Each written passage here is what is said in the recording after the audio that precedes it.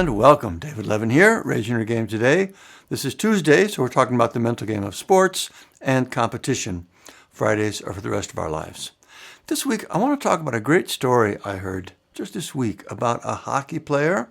He's a goalie for the Washington Senators. His name is Linus Ullmark. I hope I'm pronouncing that right. Linus Ullmark. He's from Sweden originally.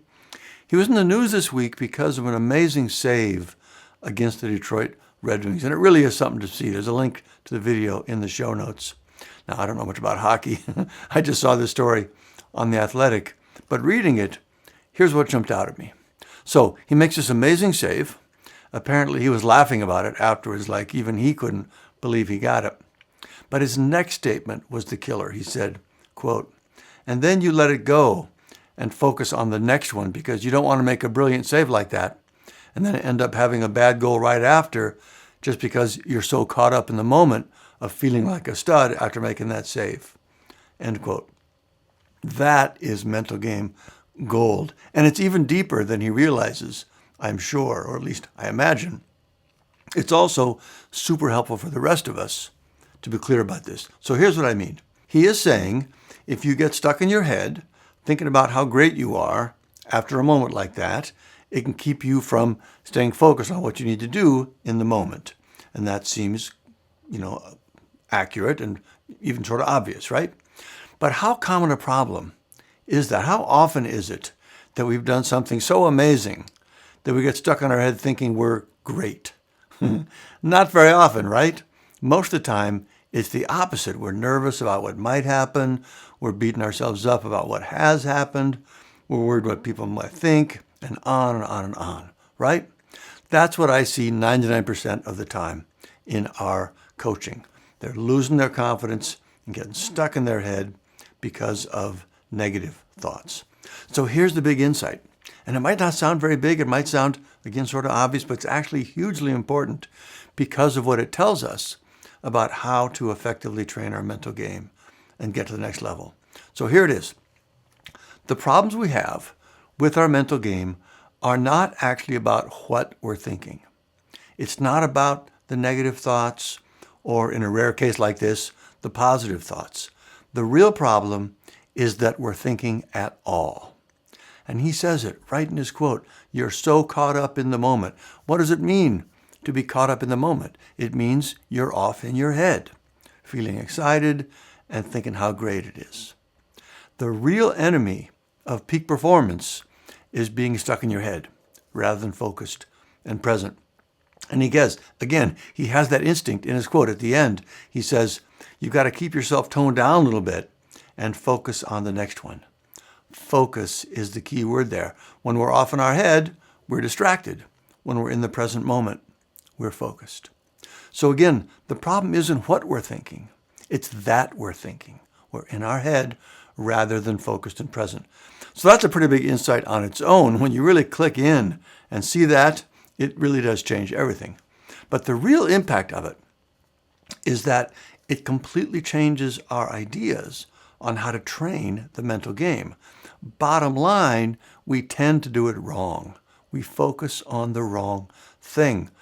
Typical mental game training looks at the thoughts we're having, and whether they're positive or negative, and offers, some sort of alternative thought that we should think in its place. It's very much like just, talk therapy, basically.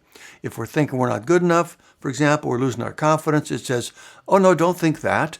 Think this instead. I can do it. I'm a winner. Visualize yourself doing great, and so on.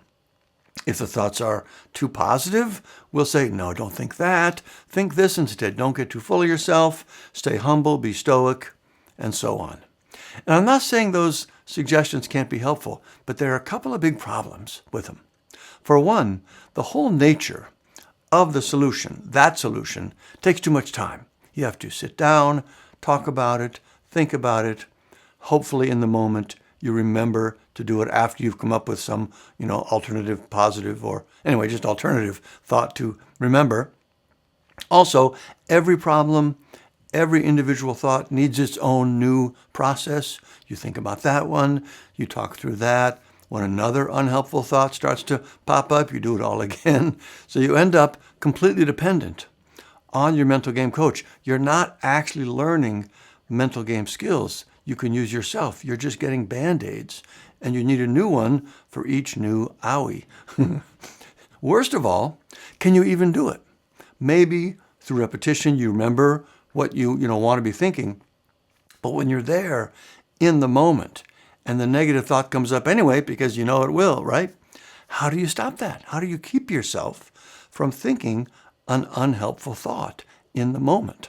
So even if you can remember, there's still a good chance you simply can't do it. You can't use that new, more helpful thought that you've come up with. All of that is what happens when we focus on the wrong problem. And by wrong problem, I mean focusing on the thoughts themselves.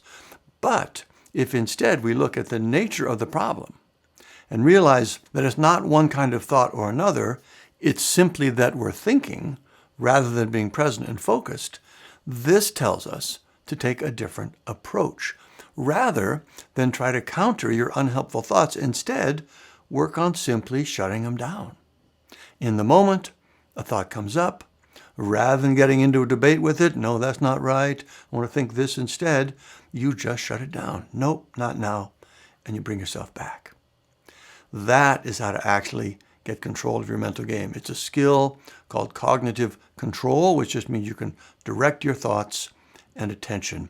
So the smart way to train the mental game is to work on developing that skill. And just think about the difference that makes. You don't need a new process for every issue. This one skill works for all of them because it doesn't matter what the thought is. It just matters that it's there and it's pulling you into your head. You also don't need to keep going back to your sports psychologist. Once you get this, you have it. You can do it yourself right in the moment every time you need it. I'm sure you can imagine the difference this approach makes in your mental game. So that was a roundabout way to get there, but that's the lesson in Linus Ullmark's comments after that great save. Positive thoughts can be just as harmful to peak performance as negative thoughts. That's a big insight. It tells us that to improve our mental game, rather than the typical approach of trying to counter every unhelpful thought one at a time, the much better way to go is to work on shutting down our thoughts instead. Cognitive control training is the key to quickly transforming your mental game. If you're looking for mental game training, make sure it teaches that skill. If it doesn't, keep looking, or at least make sure you add it to whatever else you're doing. FYI, our Raise Your Inner Game Sports Academy does teach it, which is why we can guarantee our results. More on that at raiseyourinnergame.com. All right, I hope that was helpful. I can tell you we see this all the time, the amazing results that come so quickly from learning this skill. Linus seems to have it naturally. The rest of us can learn it, and it makes all the difference in the world. All right, let me know if you have any questions. Otherwise, keep up the good work. I'll see you next time.